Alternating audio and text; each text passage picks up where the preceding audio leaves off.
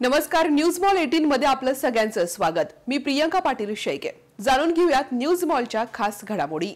नगर शहर ज्या सीना नदीच्या काठावरती वसलेलं आहे त्या सीना नदीला यंदाच्या पावसाळ्यात पहिला महापूर आला। या ठिकाणी सीना नदीच्या पुलाचं काम सुरू आहे आणि यातच पर्यायी रस्ता देखील केला, मात्र दोन्हीही पुलं हे पाण्याखाली गेल्याचं चित्र पाहायला मिळत आहे आणि त्यामुळेच नगर कल्याण रोडवरती राहणाऱ्या नागरिकांची मोठी गैरसोय झाली आहे। त्यामुळे नगर कल्याण रोडवरती राहणाऱ्या नागरिकांचा आता शहराशी संपर्क तुटलेला आहे। त्यांना पर्यायी रस्त्याची योजना आता करावी लागते। मोठ्या प्रमाणात सीना नदीला पूर आल्यामुळे या ठिकाणी पाणीच पाणी दिसतंय। हा पूर पाहण्यासाठी दोन्ही काठांवरती नागरिकांनी एकच गर्दी केली आहे। मात्र सकाळच्या सुमारास व्यवसाय असतील, नोकरी असेल, तसेच शाळा कॉलेजेस असतील, याला जाणाऱ्या विद्यार्थ्यांची, नागरिकांची मोठी गैरसोय होतीये। त्यांना केडगाव लिंक रोडनं शहरात यावं लागतंय, त्यामुळे त्यांना मोठा पल्ला गाठत शहरामध्ये यावं लागतंय। आता नगर कल्याण रोडच्या नागरिकांचा मात्र शहराचे संपर्क तुटलाय, त्यामुळे आता नागरिक त्रस्त झाले आहेत।